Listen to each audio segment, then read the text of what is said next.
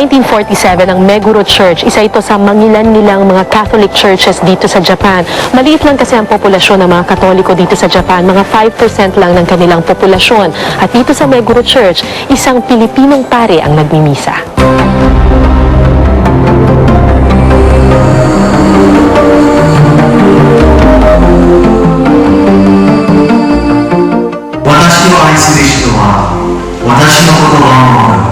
Ako si Father Bob Zarate. Ako ay galing sa Binyan, Laguna sa Philippines. Ako po ay isang pare dito sa Japan. 7 months pa lang akong pare ay pumunta na ako dito sa Japan kasi bago pa na ako maging pare, dinicide na magiging missionary ako dito sa Japan. Sa pagpunta ni Father Bob ng Japan, hangad niyang ipalaganap ang Katolisismo sa mga kapwa Pilipino at maging sa ibang lahi. Kaya yung goal ko is this, no?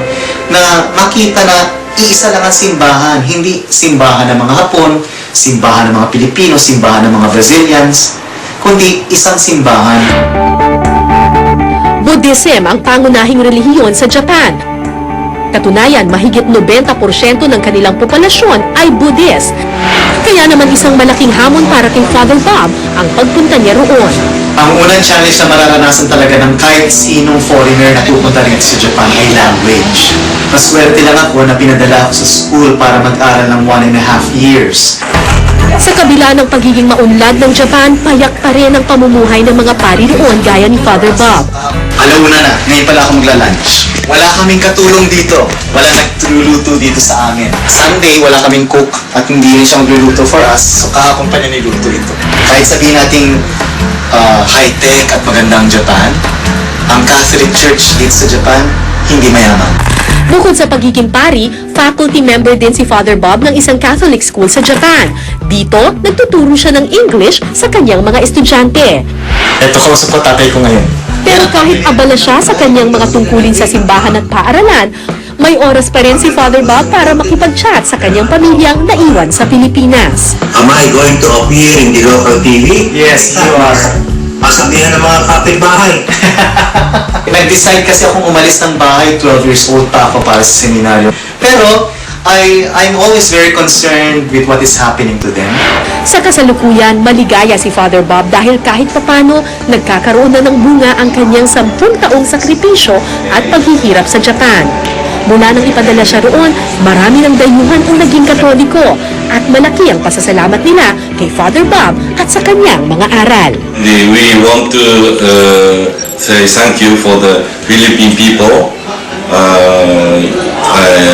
who send us such a beautiful, wonderful father to Japan. Di gaya ng maraming nangingibang bansa, hindi mas magandang buhay ang nag-udyok kay Father Bob para pumunta sa Japan, kundi ang katuparan ng kanyang misyon. Ang sinasabi nila ang Pilipino raw ay akawi, or they say cheerful.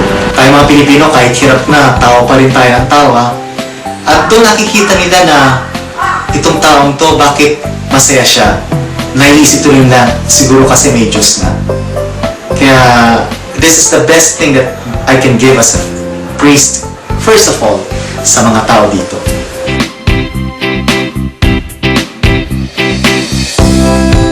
Kung meron po kayong naisikwento, maaari po kayong sumulat sa amin, OFW Diaries, GMA Network Center, EDSA Corner, Timog Avenue, Diliman, Quezon City.